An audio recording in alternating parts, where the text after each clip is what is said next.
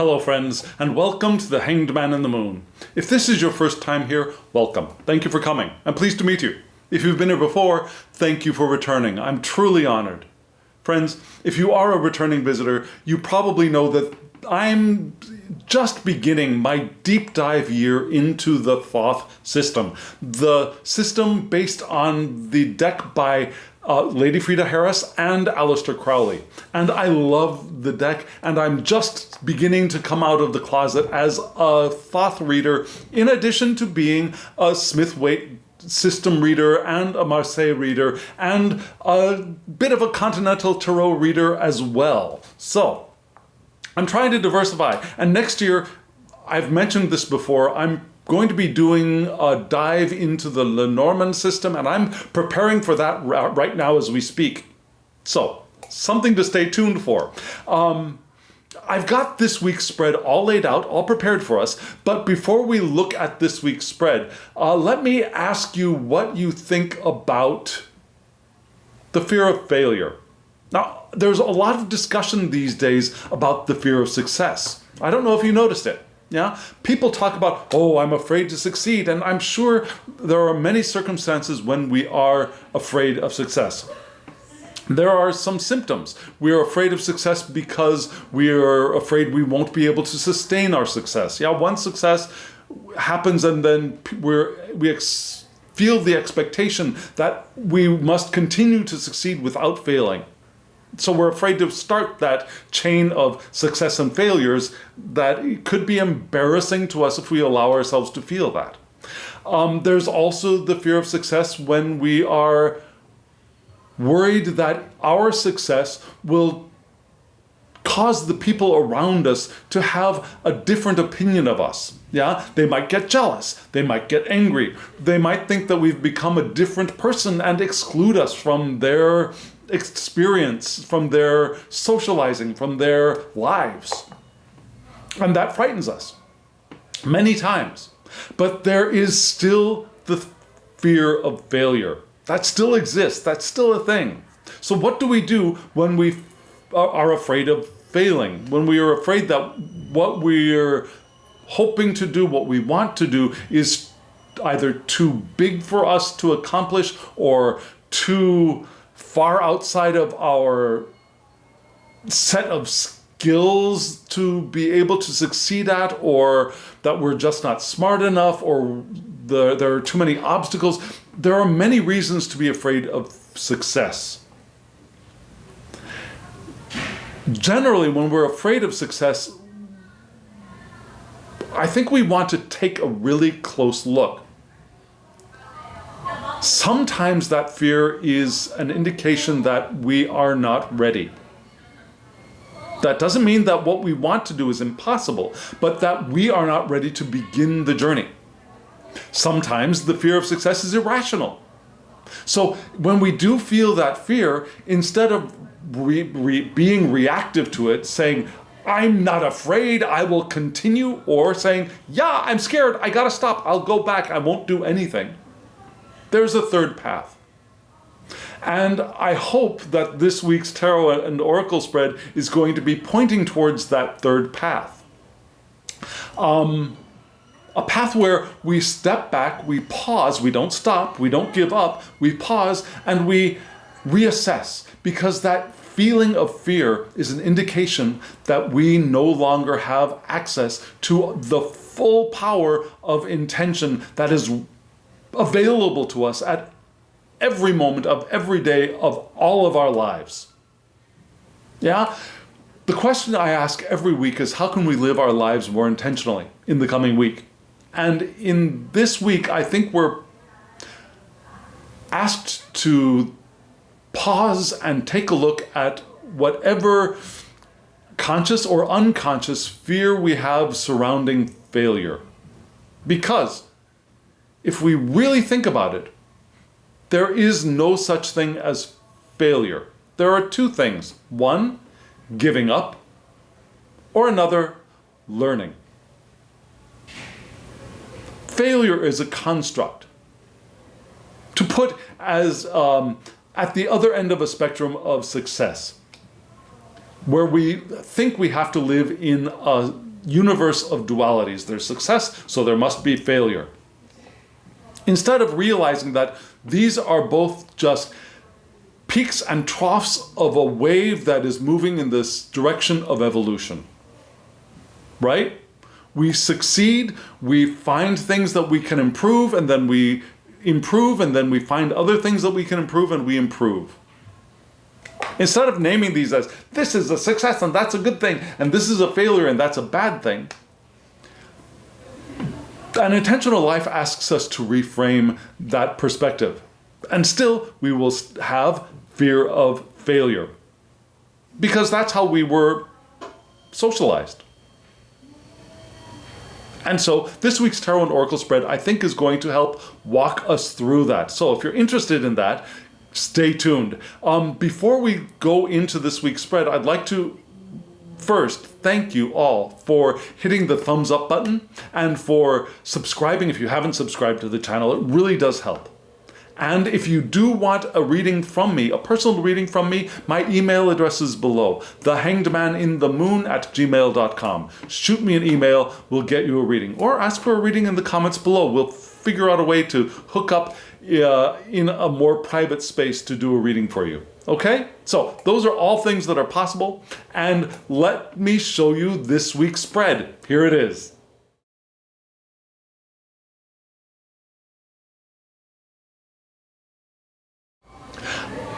I think this grouping of cards is visually stunning. It's just beautiful. And I'm actually glad I decided not to cut off the borders on the deck that you see on the left of each one of the pairs. Yeah? This is what I call my 5-element spread. At least I'm sticking with that name for now. And I'm really sad to say that the 2 tarot decks that I'm using are out of print, technically. One is just definitely out of print. The Universal Tarot is out of print. You can find copies of it on Abe's Books and eBay.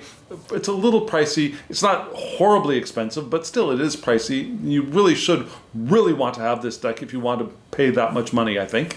The other one, you can get something very similar to it, but this edition was sold with a book, a set called The Mirror of the Soul.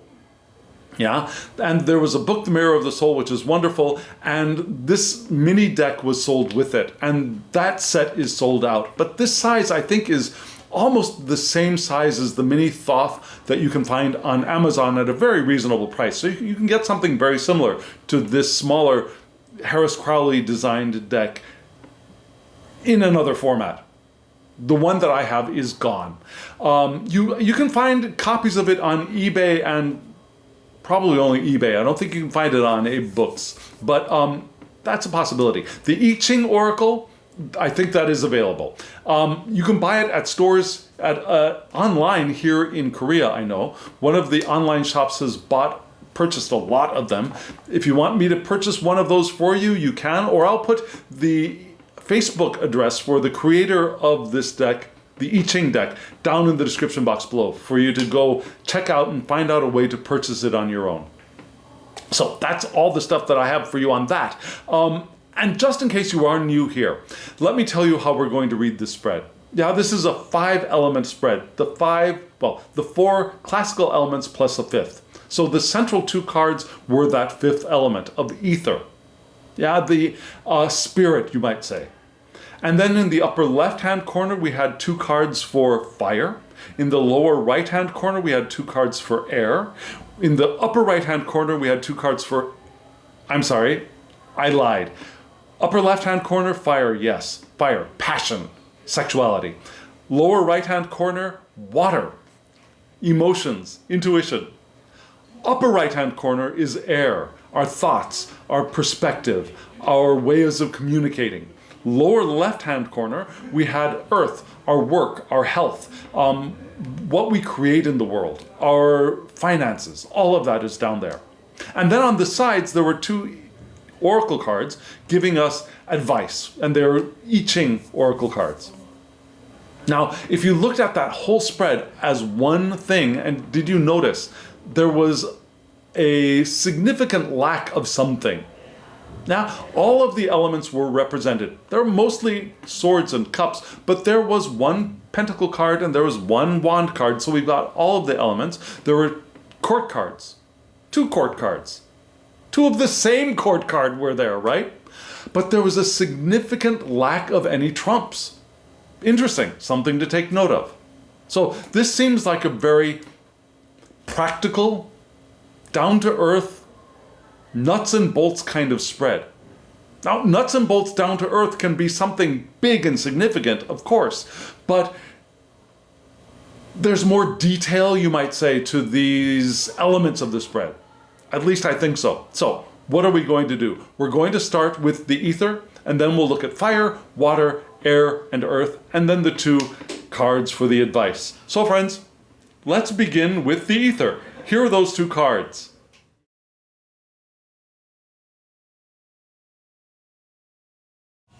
You saw the 2 cards from left to right were the Knave of Cups and the 4 of Wands, the one and only wand card in the ether.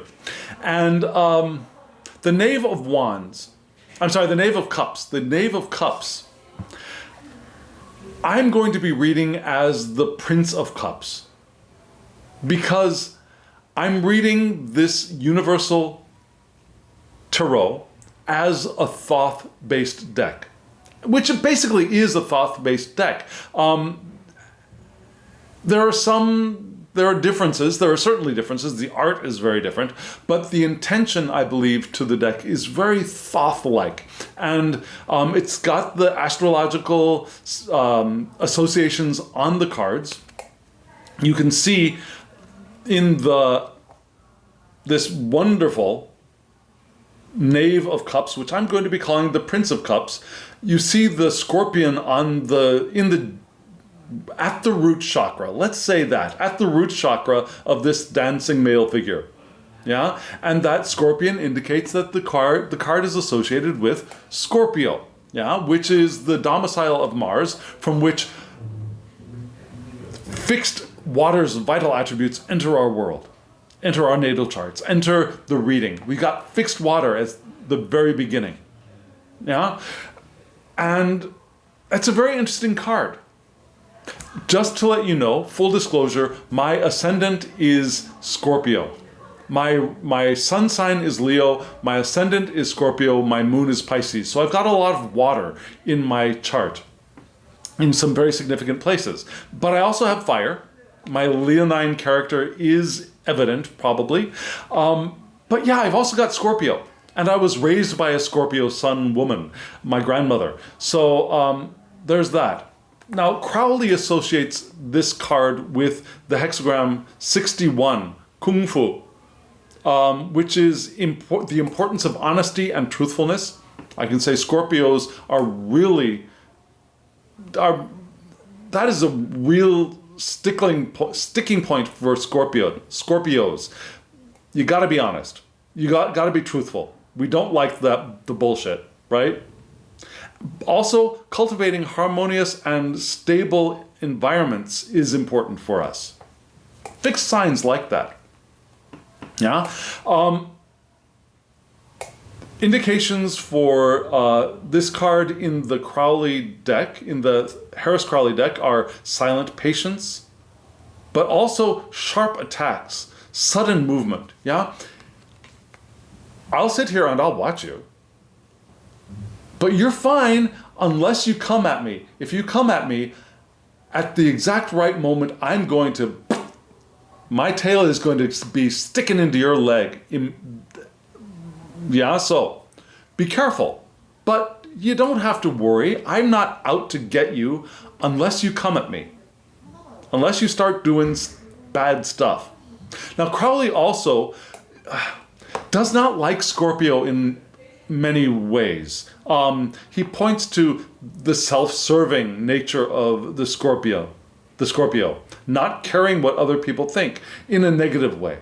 And there is a sense of that. Yeah, Scorpios don't really care what you think. We think we know what's right.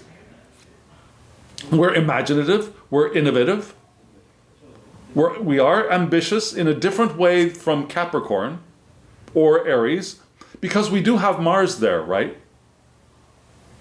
We're also very sexual. We're also very interested in death.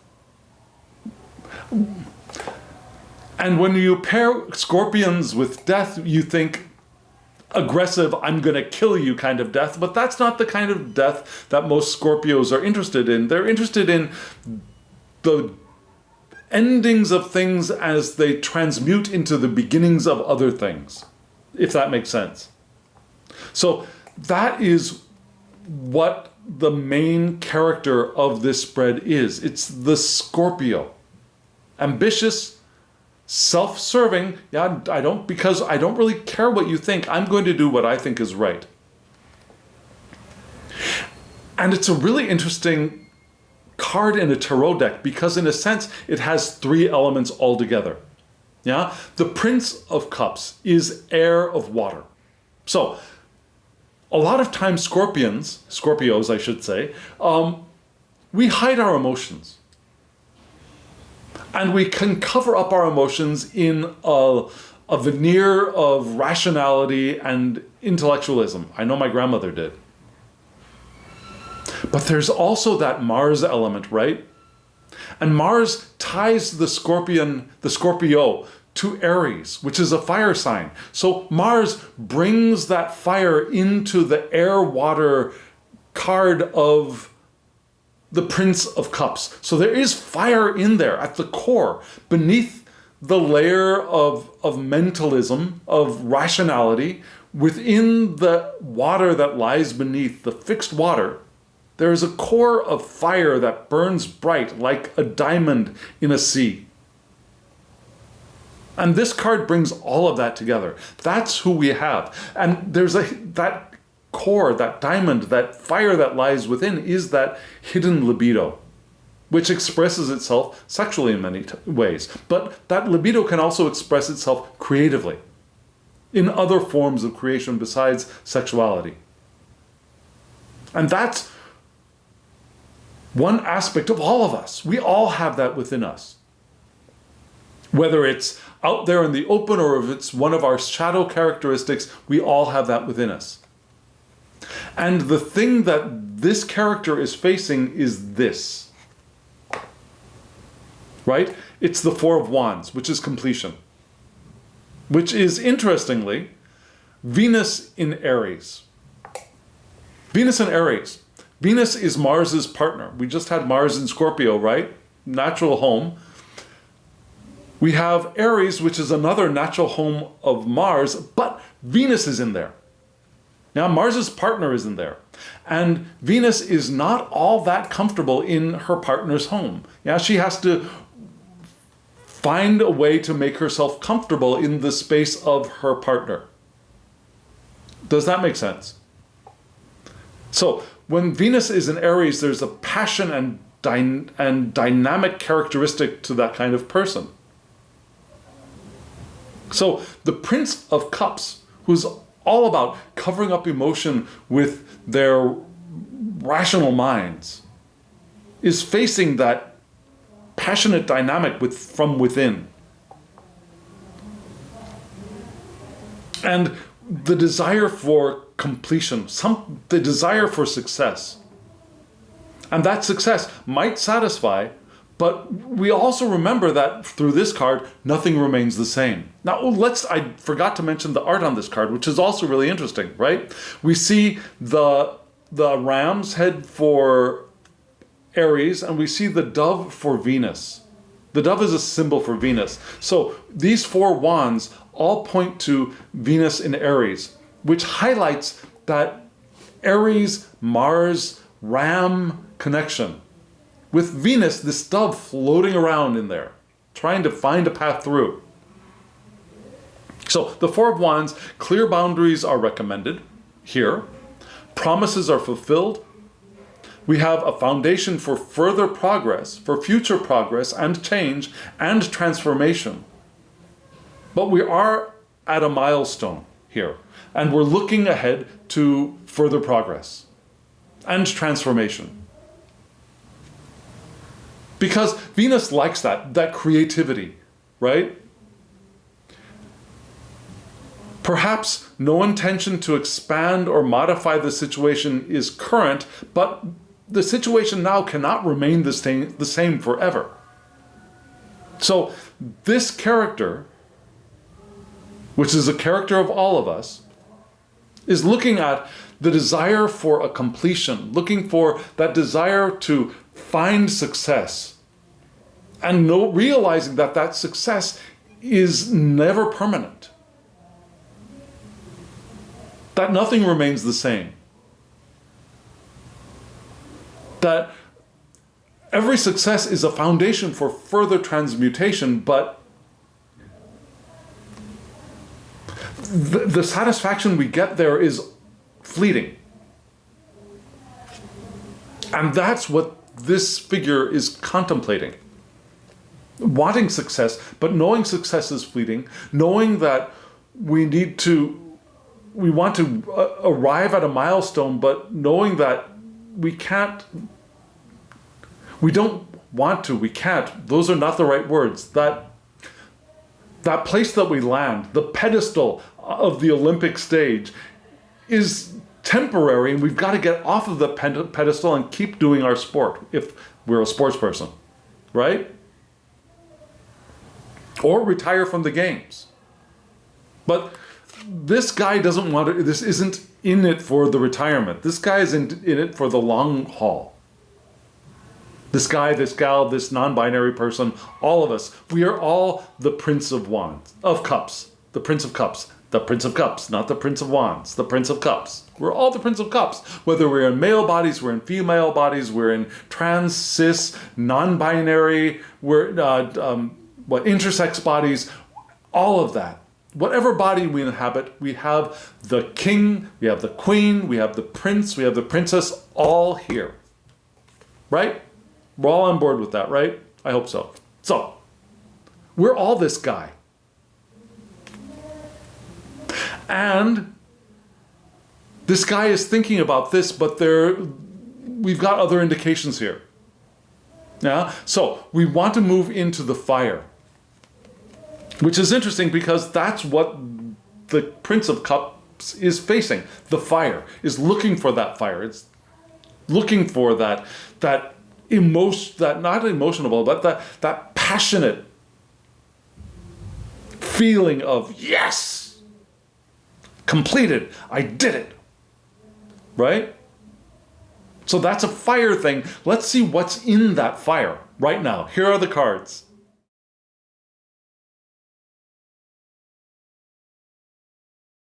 Do you know that I'm working with elemental dignities when I read these spreads these days? I started working on that with my deep dive into the Thoth.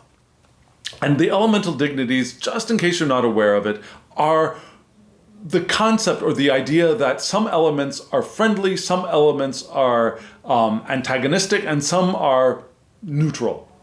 Yeah, so for example, fire and air are best buds and they build each other up. Water and earth are the same, they build each other up. Fire and water are antagonistic, just as air and earth are antagonistic. They tear each other down, they interfere with each other. Fire and earth and air and water are both neutral. Yeah, they walk together comfortably, they don't bother each other. So, here in the fire section, you saw from left to right we had the Eight of Swords, which builds up the fire, is compatible. The fire element builds up the swords, the air builds up the fire. But right next to it, we had the Three of Cups. The Three of Cups is ill-dignified in the fire section, right? You see how I got there, right? So, the Eight of Swords is the thing that's being built up here is the Eight of Swords, which is not the happiest card in the bunch. It's not the worst, there are no bad cards, of course, but it's not the worst feeling card, but it's not a great one. Yeah? The Eight of Swords, this is a beautiful rendition of it, but the Eight of Swords, can you see this? Let me see if I can point to it. Is Jupiter in Gemini, and it's right up here. The two symbols are combined right up there. You can see the Gemini symbol and then the Jupiter symbol kind of turned square, kind of looking like a 4, yeah? That's Jupiter in Gemini. Jupiter, in my way of looking at astrology, is not naturally placed in Gemini. For me, the natural planets for Gemini would be, Gemini would be Mercury, and then the Libra decanate of Gemini would be Venus, and then the Aquarius decanate of Gemini would be Saturn. So Mercury, Venus, Saturn are naturally housed in Gemini, domiciled in Gemini. But Jupiter's here. What happens when Jupiter is in the house of Gemini? Well, opportunities, it is an opportunity to clear understanding, an open mind, and attentiveness. Yeah, we have the mind expanded. Jupiter loves expansion and also good luck, but the mind is expanded with Jupiter in Gemini. And yet Gemini is still kind of split. So that expansion kind of gives us a bigger split, maybe. So in this card, we have divided mind. Yeah? Even if it appears to progress, it's about to come undone. That's what I'm trying to say. It's about to come undone. It's about to unravel. So we want to be aware that others may cause us problems with our plans because our heads aren't together. Our own heads are not together. Now, we're not of unified mind in and of ourselves, let alone unified with other people. So it's asking us to take time to work out what is not happening. Who is dragging their feet? What is diverting the issue, or what is getting in the way? We want to be clear about what is interfering with what we are doing. We want to be good-natured but sometimes good nature is disastrous. Oh yeah, everything's fine. Oh yeah, sure. Let's keep going. But sometimes that's not the correct response. Sometimes the correct response is, no, there is a problem. I'm not angry, I'm not hostile, but there is a problem and we want to address this problem. Right? There is something interfering. We want to address this interference rather than being jovial and, oh, everything's going to work out. Sometimes, in good humor, we can still address interference. So, expansive optimism and being able to see both sides of an argument can cause interference patterns like ripples or like particles in the quantum mechanical sense of particles, where particles being shot through two different slits, if not observed, will cause an interference pattern on a receptive plate or a receptive screen. Like waves, ripples on the water if you drop a pebble in, right? That's interference. Yeah? A high wave meets a high wave and it gets higher. A low wave meets a low wave and they get lower. Yeah? A high wave meets a low wave and they cancel each other out. That's called interference. So sometimes interference can build us up, sometimes interference can drag us down, and sometimes interference can just cancel everything out. Yeah? Nil sum. So, I'm sorry, I'm showing you too many cards. That's what this card is pointing to. That's the beginning of where we are. Now, there's some kind of interference here. Something is getting in the way of our feeling success. Because what we really want is this, right? It's the Three of Cups, the abundance card. Beautiful card. Mercury in Cancer, And again, for me, Mercury does not naturally belong in Cancer, but here Mercury is in this card. And Mercury in Cancer is asking us to communicate gently, become intimate and vulnerable, and clear but gentle, right? Don't talk too fast. Mercury wants to be really, really fast. But in Cancer, Mercury is asked to slow down, open up, talk, communicate, but gently. So, in abundance, we have the fulfillment of will received in love. Now, this is the abundance card in the Harris-Crowley deck. We could get lost in the underworld with this card too, though, right? Yeah, we could follow this pomegranate of abundance down into the underworld and get trapped there. So if we're pursuing what has already been consumed, like we feel satiated, we feel the delicious juice of the pomegranate, whatever that is, winning the lottery, falling in love, getting a promotion in our job, going on a beautiful vacation. We have that experience, we taste the juice of that pomegranate, and we want it, we pursue it even though we've already eaten it. Does that make sense? Pursuing something that's already been consumed leads us into the underworld.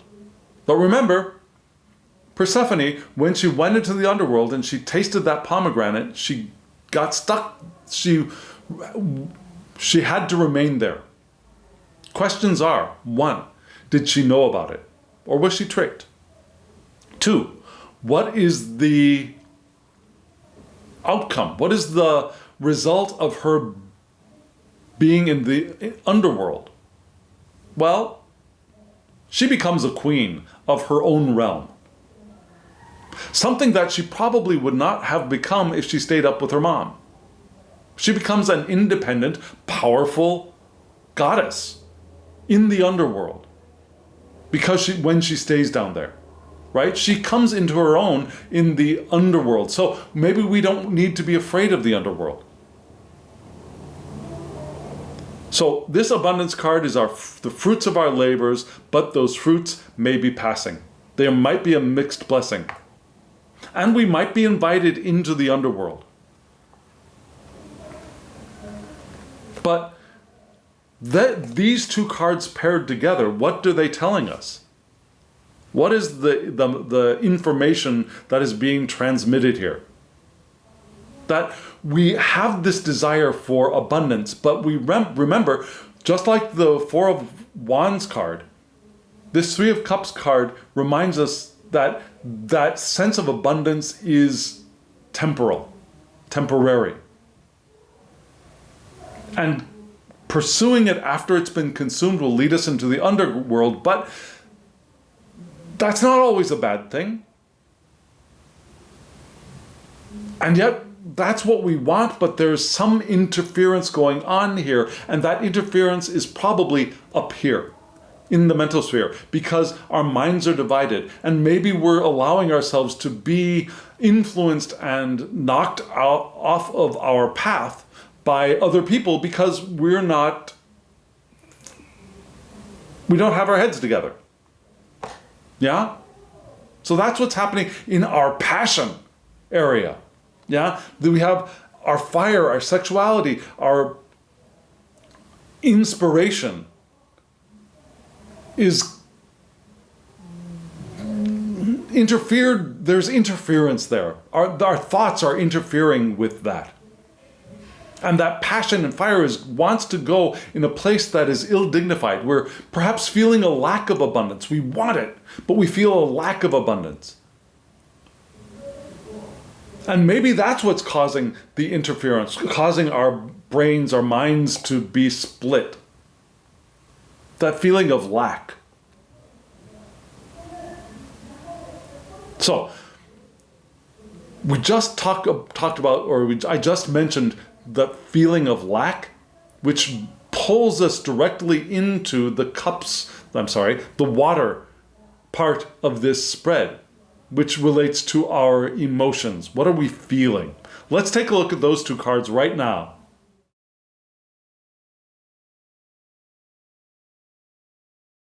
Here in our feelings, we have two cards, the Seven of Swords and the Six of Cups.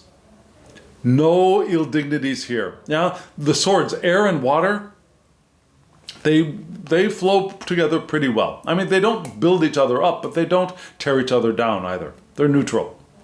The Six of Cups, cups in the water area, that's a natural fit, right? So we've got two cards that are, whoops, I'm sorry. I've pulled out the two wrong cards. Just a second.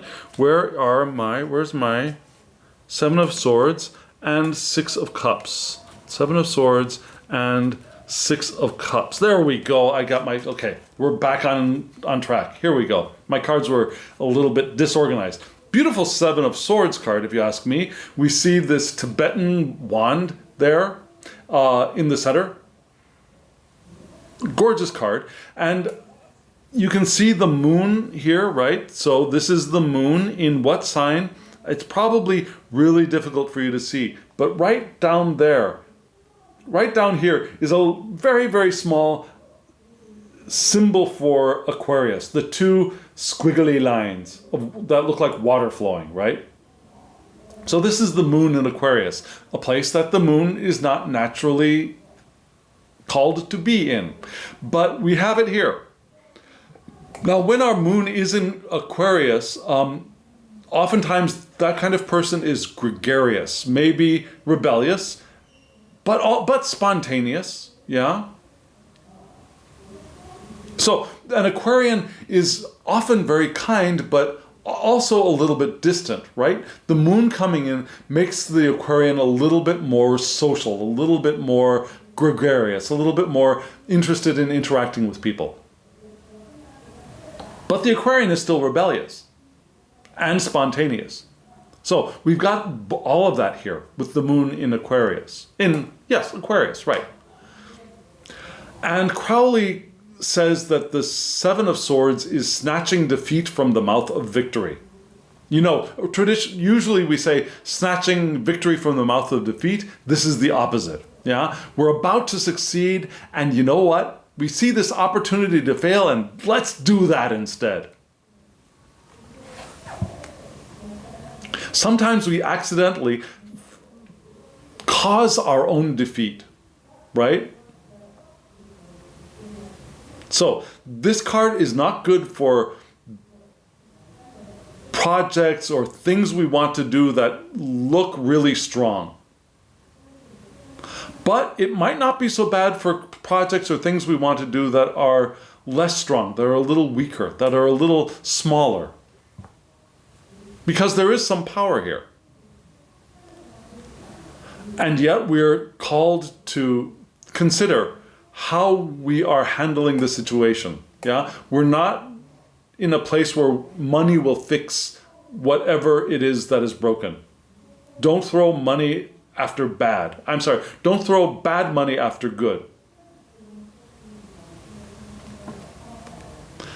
Don't try to improve a bad situation by pouring money onto it.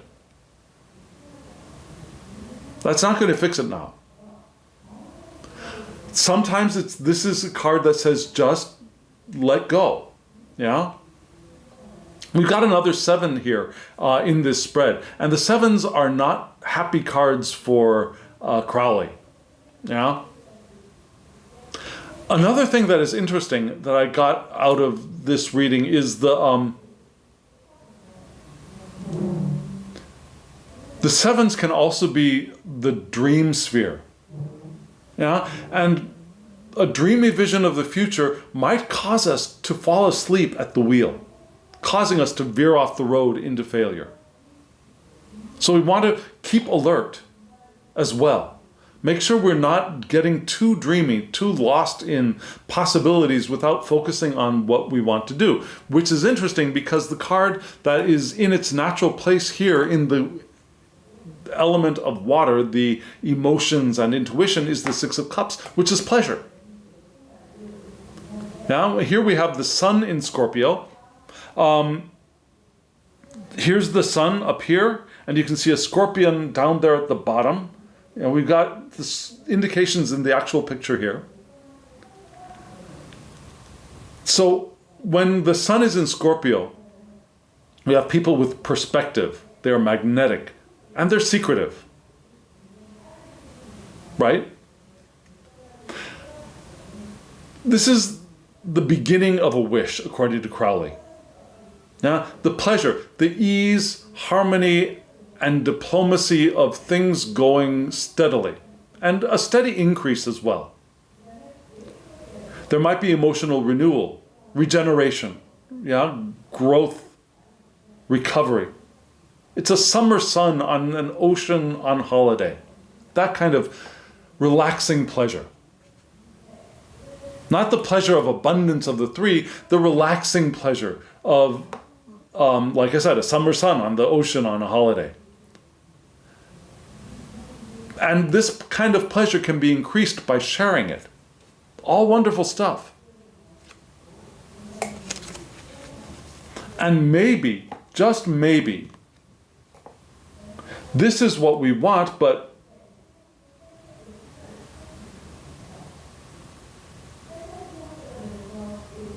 we're finding ways to mess it up for ourselves.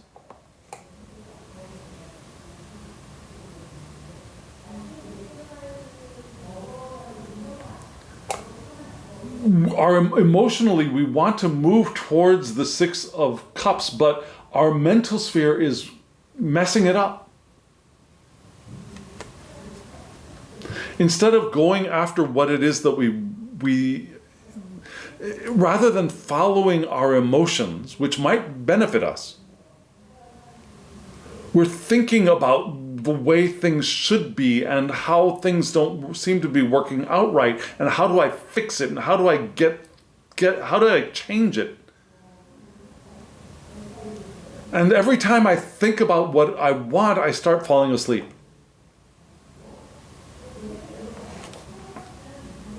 Now, have you ever felt that? Where you get yourself so mentally fatigued that when you start putting attention on what it is you actually want, you're just too tired to stay awake. Maybe that's what this is pointing to. Yeah, in our emotional sphere. Now, in our passionate sphere, we're of divided mind. Here in our emotions, we're still mentally messing things up to the extent where we're emotionally fatigued, so we can't even open ourselves to the Six of Cups.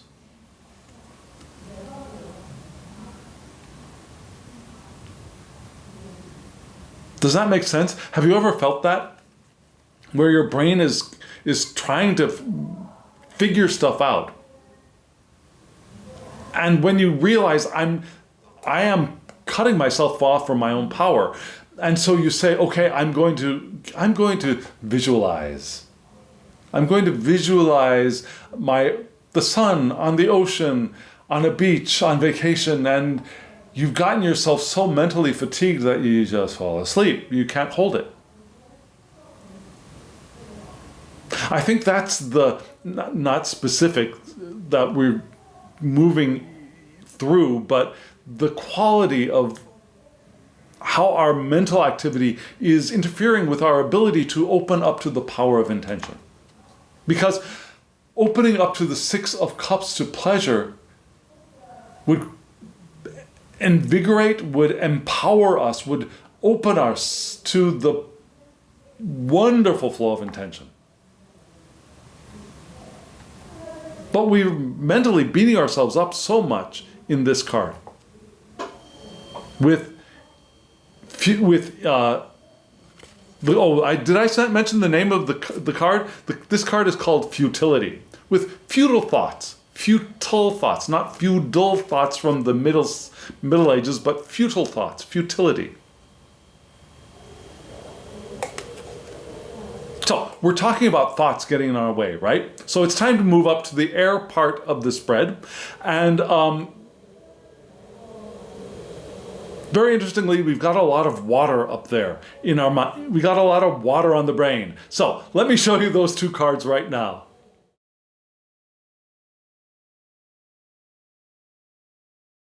So up here in air, we've got 2 water cards. Yeah? We've got one of them a 4, echoing the 4 of wands that so the 4, mirroring the 4 of wands that we had in the central 2 cards, right? For the ether, for spirit. Here in our emotions, in our head, in our mind, in our vision, we have a 4 of water. Elementally, no problem. Air and water are simpatico, right? And we've got 2. And we also had the Prince of Cups again. Yeah, so where in the ether section we had the Prince of Cups and the 4 of Wands, ill-dignified, here we have the 4 of Cups and the Prince of Cups. A 4, but a mutually compatible suit for the Prince of Cups. But it's up here in the air. That's where our mind is. And we're going to start off with the 4 of Cups, which is luxury. And it's a very interesting card. This card, I don't know if you will perceive the same thing that I perceive here. We see it's the moon in Cancer, which is, and can you see that right down there? We see the moon, and inside the crescent moon we have the symbol for Cancer.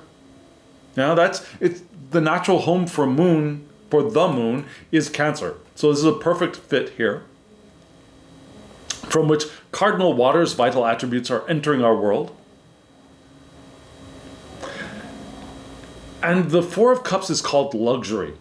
And for English-speaking people, particularly English-speaking Americans, United States Americans, I should say, who, whether we like it or not, our culture is founded on the Puritan model of Christianity.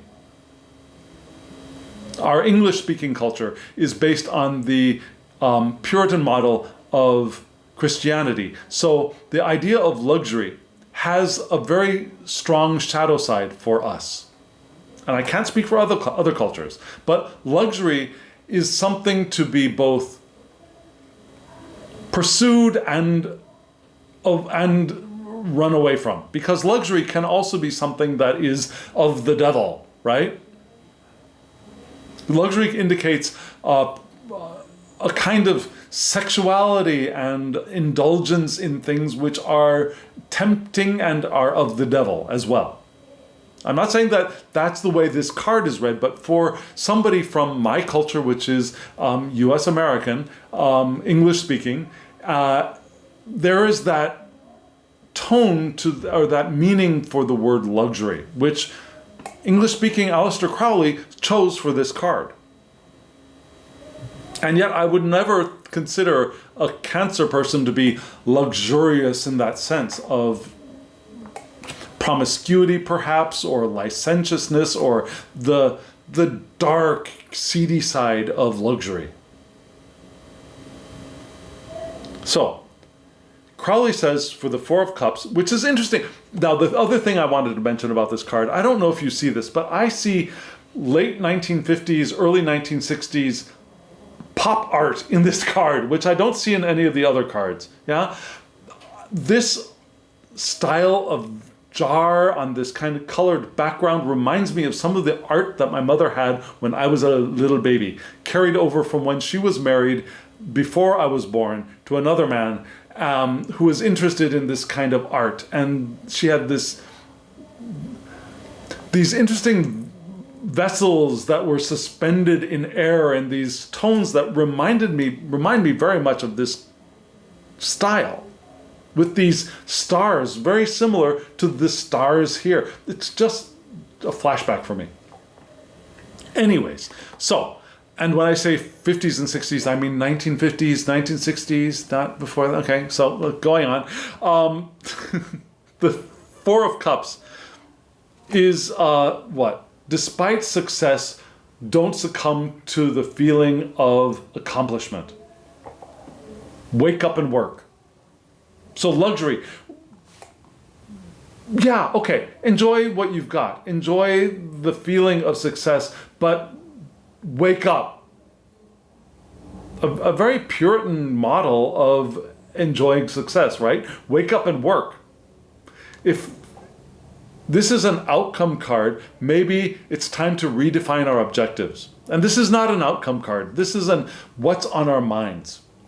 Our minds are right now on, okay, so I want this. Remember, we wanted completion. We want abundance. We want the pleasure. But this card in our minds is saying, but wake up, work. We might be headed for an emotional dead end here. So enjoy the luxury, but don't take it for granted. It will begin to escape from us as soon as we consume it. Just like our abundance will disappear as soon as we consume it, as soon as we enjoy it. It'll be gone. And stop pursuing it. It's time to move on, right? Same thing with this card, the Four of Cups. Enjoy the luxury, but don't take it for granted. And within this, our mind is, but I want to claim my Prince of Cupsness. So maybe our minds, where our passion has been muddled, our emotions have been muddled a little bit too with failure. Our passions are muddled with interference, with split mind. Our mind is recognizing that, okay, so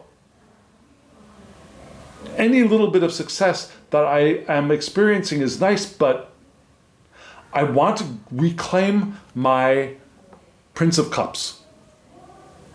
And here is the Harris-Crowley version of the Prince of Cups, which I think is just a gorgeous card. I find the Prince of Cups in this card very sexy, which is perfect because Scorpios are of a sexual nature, right? The eagle above, which is another form of Scorpio. We have the scorpion on the cup itself. It's a beautiful card. And again, here we have fixed waters, vital attributes entering our reading here. We have hexagram 61, Kung Fu, the importance of honesty and truthfulness and cultivating harmonious and stable environment for ourselves. We have patience and preparation for movement, ambition, imagination, innovativeness, independent, not caring what other people want, and we've got this fire within us with Mars that is ready to start piercing through our emotional.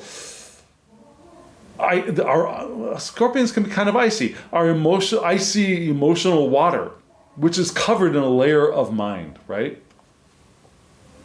The Scorpios are like an onion. And only the lucky few will get to that fiery core in the center of passion, which exists. And that's what our mind is pointing us towards, I think. It's pointing us towards becoming more fully ourselves.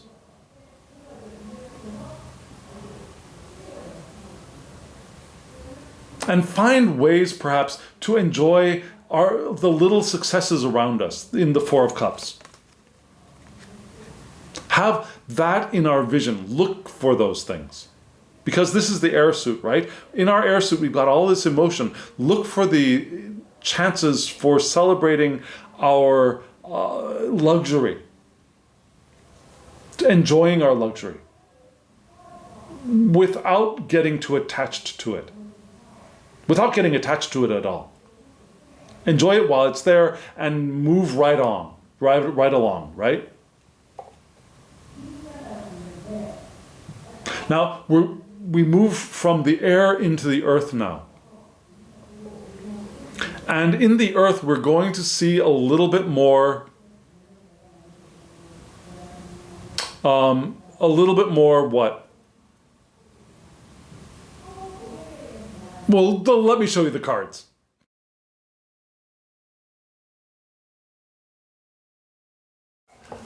So here in the earth section of the spread, our work, our health, what we're doing, our finances, our resources, we have two cards, the Three of Wands and the Seven of Discs.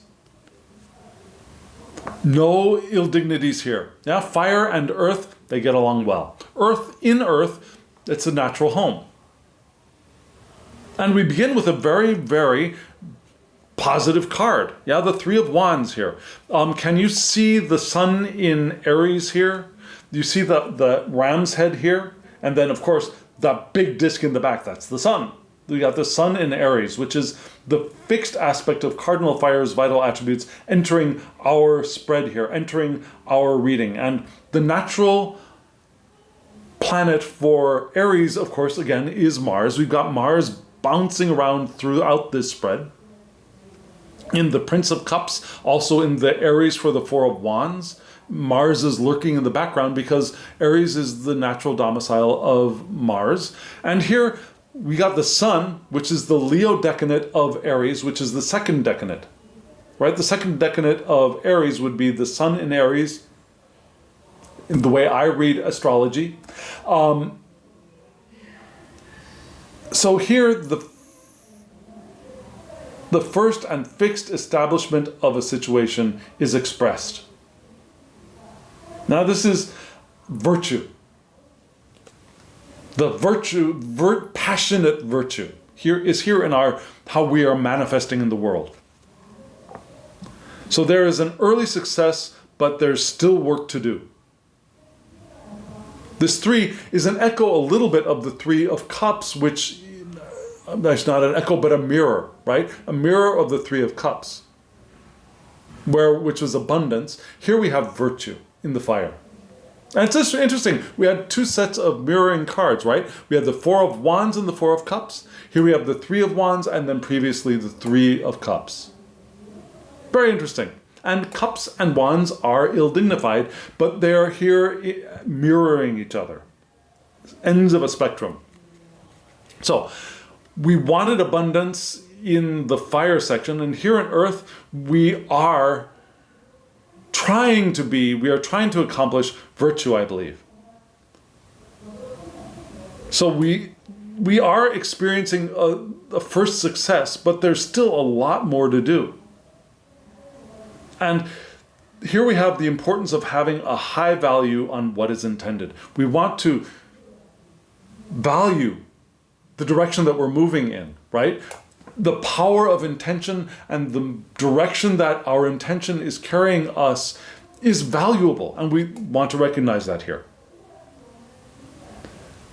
So we are called to either move or make a stand by our own will. Move with the flow of our intention, or take a stand and stand tall. Not physically tall, but stand tall, stand erect. So, from another source of interpretation, there's another aspect to this card I wanted to point out. There should be a natural tendency of differing energies to work in harmony rather than a forced bondage out of expediency. So, whether it's internal or external, there's this desire, this way of being in the world, and there's this way of being in the world, and the best way to move forward with this card is for those two aspects to work in harmony rather than trying to bind them forcibly together out of expediency to make them to go in the direction we want to go. Does that make sense? So for example, I want to enjoy my abundance and I want to work hard and create. Okay, let's just pick those two. So, yeah, there's a way for those two aspects to flow together naturally, whether they're within ourselves or there's me and another person. They can flow together naturally. Or, if that doesn't happen, we don't want to bind them together forcefully to make them move forward together because they're not natural. They're ill-dignified. Now, the passion and the water of abundance and enjoyment and creativity and passion, they're elementally ill-dignified, and if they won't go together naturally, if we force them together, they will they'll mutually destruct probably, right? The water will douse out the fire and the fire will turn the water into steam. So, we want to allow space for those differing elements of ourselves to come together and move in the direction of our intention without forcing them. Or we want to find a way for those we are co-creating with to come together and work with us rather than making them come the way we want to go. Yeah? Because we're worried about this, and this is the entire reason why I titled this video what I have titled it, yeah? The fear of failure. Because this is, I think, what is at the core of the interference we're experiencing, of the sense of futility we're experiencing, the dark side of luxury that is potential, is the Seven of Discs card, which is Saturn in Taurus. And Saturn does not naturally belong, well, no, I'm lying. Saturn can belong in Taurus. How? Because Saturn belongs to Capricorn. And so this would be the Capricorn decadent of Taurus, which would give us, and I forgot to make note of it, which would give us the cardinal aspect of fixed Earth's vital attributes entering our world. Now, so this is the Capricorn decadent of Taurus, which would be the third decadent of Taurus. Also, this card is designed in a way that it looks like the geometric figure Rubens. Geomancy has 4 levels of dots, either 1 or 2 or 1 or 2, right? So this character is called Rubens, which is like a cup turned upside down. I don't know if you can see it. It's a little dark here. This card is very darkly drawn. But Rubens means red, but not red in the sense of passion, red in the sense of not so good. Now this is interest in all things, but a short attention span. It's the overturned glass. Good in all that is evil and evil in all that is good is characterized here. Which is good because if our attention span is short. Now we can look at that, oh, that's good, but it's in something bad. Oh, I can go, whoa, that's bad, but look, there's something good. Oh, but that, right?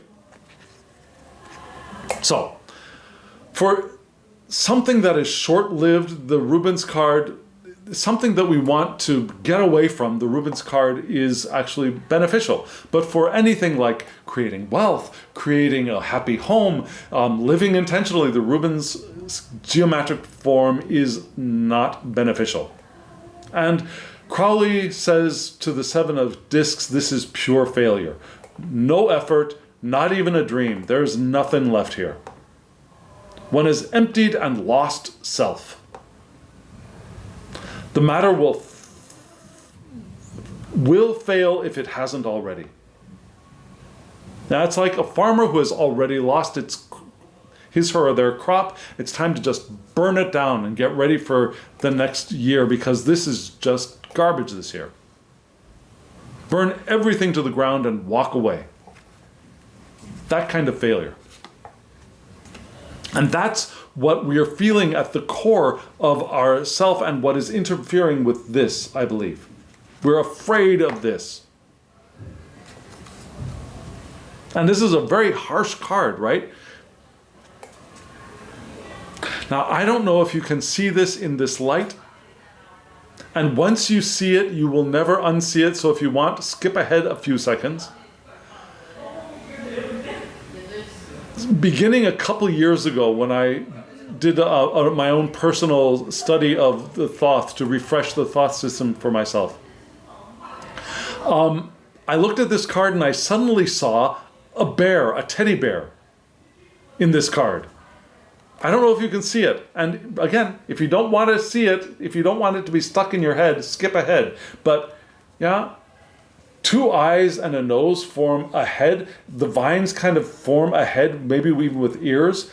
These two dots here look like the ends of the front paws, and the two dots down here look like the ends of the bottom paws. It looks like a teddy bear doll that is sitting with its both paws pointing out. Can you see that? If you can, I'm very sorry. If you can't, you're a lucky person. Because that's all I see now is a teddy bear when I see this. So I have a really hard time getting really upset by this card. When I look at this image, I see, oh, a teddy bear. Anyways, sorry. This is supposed to be a really, really dark, dank card, and all I see in is soft, cute, green teddy bears. But again, Saturn in Taurus. Taurus doesn't like Saturn to be in there very much, yeah? Saturn is about borders and shoulds and shouldn'ts, and Taurus is like, F you, I'm going to do what I want, and there's conflict there. Sometimes. Anyways, so because Capricorn wants to rise above and will work with other people in order to rise above because that's the right thing to do, and Taurus is, I'm going to do it my way. I'm going to enjoy where I am. I'm going to work the way I want to work. I'm going to do it at my own pace, and I'm going to enjoy it while I'm doing it. Right? There's a conflict there between Capricorn and Taurus. That is this card, and which is possibly why we have failure here. And this could be the solution, maybe, but this is interfering. Now, our fear of failure. And I think as we live intentional lives, we want to remember that there is no such thing as failure. There's evolution, there's experimentation and growth. Everything that we label failure is not a failure, it's a step, right? What interferes with us is the fear of failure. But that fear of failure is not saying that, is not, when we feel that fear of failure, it's not a time to, I don't think, to push through. And I'll tell you why I think that with the advice cards. Let me show you the two I-Ching cards right now.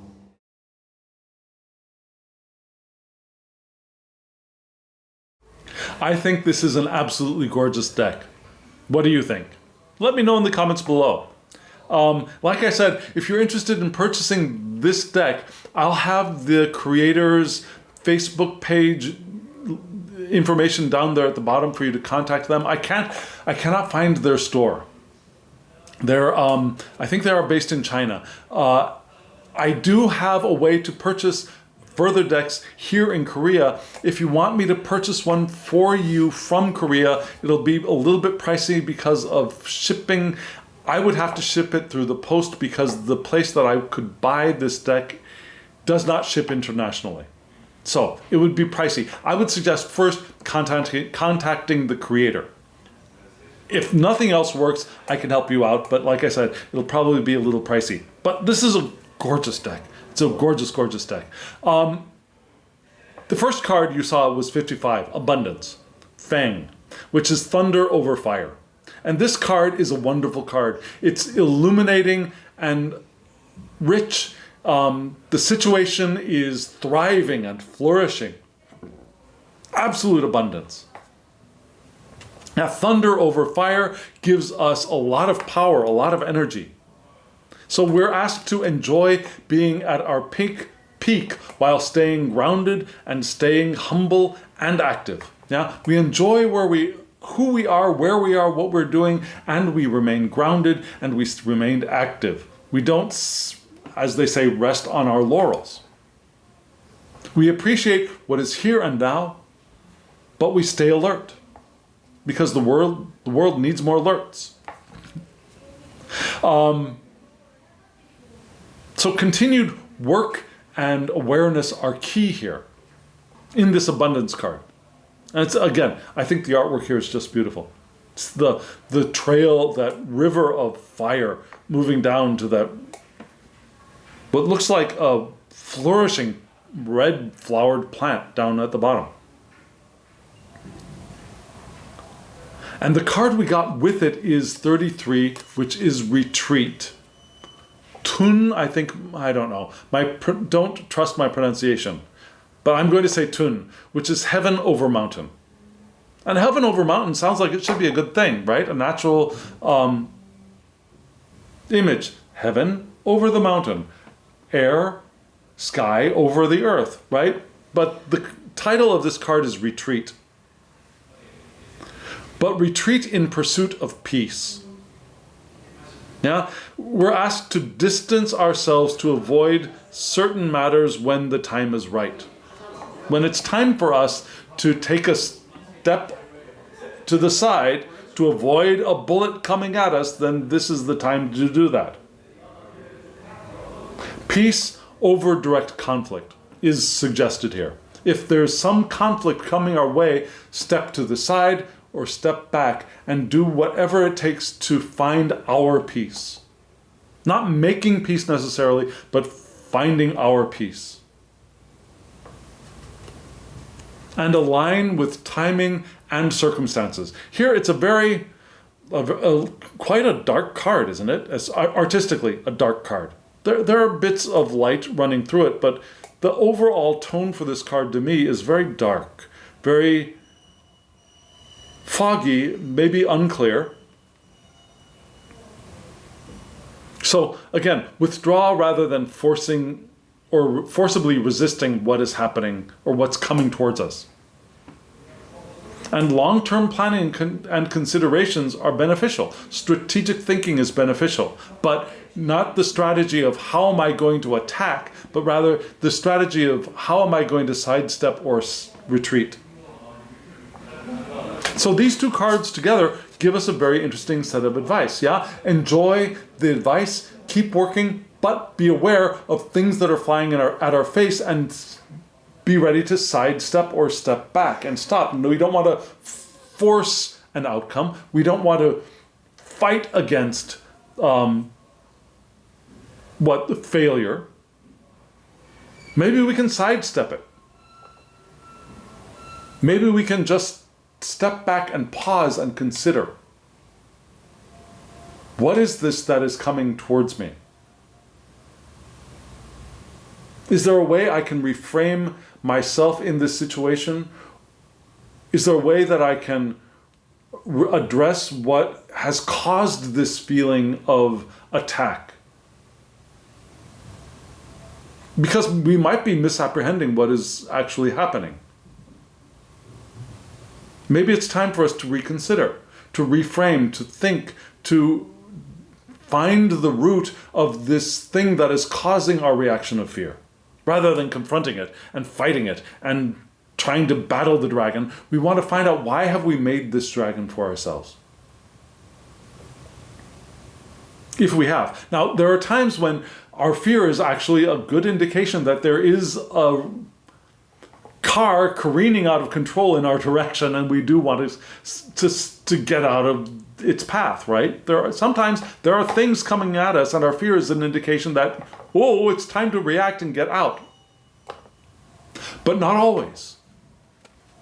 Especially in modern civilization, not always. More often the case is that we are creating our own fear. I think more often is the case. But instead of fighting that fear and cutting ourselves off, because whenever we fight and resist anything, our fear, our whatever it is, we're cutting ourselves off from the full access we could have to the power of intention. So we enjoy the abundance we have, we keep working, we stay alert, so that we can do this, we can dodge a bullet if it is on its way, not being afraid of the bullet that might be coming, knowing that we can dodge if we stay alert. Any fear that it appears, we can, instead of fighting it or pushing ourselves through it, we take a step back and we consider what it is. This isn't the time for, we've got plenty of gas, let's keep driving, right? This is a time for, stop. This feeling is telling me something. What is it telling me? Now, maybe we don't want to spend too much time considering. If we don't have a quick answer, we might want to remove ourselves from the situation so that just in case it is a car careening out of control towards us, that we are out of the way. But that's not the same as saying, okay, I give up. I'm not doing this anymore. I'm going to wash my hands and burn all my fields, because maybe burning the fields is not the right choice from the 7 of discs. Maybe that's something we're afraid that we're going to have to do. But maybe we don't have to do that.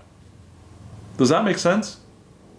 So I think this spread is saying that our fear of failure is oftentimes self-created. The fear is self-created, and the failure that we are anticipating is also self-created. Because fear doesn't really exist. And if we can claim perhaps our inner Prince of Cups, maybe we will have the layers the layers we want to be able to navigate our lives. We'll be able to we'll be able to achieve those feelings, those moments of completion, of abundance. And not attach ourselves to them, but keep moving forward. Keep living our lives, keep evolving and creating and following the powerful flow of our intention, without letting interference and all of those negative swords cards get in our way, right? Does that make sense? So that's what I think this spread is telling us to do. Enjoy the stuff that we have, enjoy where we are, because we are abundant. And keep alert. And manage our negative thoughts and emotions that will arise as we live our intentional lives. And those fears, we don't push through them, we don't run from them, we step aside and we don't. The retreat is not the retreat of someone escaping, it's the retreat of taking a step back, right? To disengage and observe and discover what's going on here. And there's a big difference between running away and retreating. Not so that we can fight another day, but so that we can create another day. So friends, there we are. Thank you very much. Thank you very much for joining me on this journey. I'm so appreciative of you, specifically. Thank you very much. And to you specifically, I wish love, joy, well-being, and pure awareness. Thank you.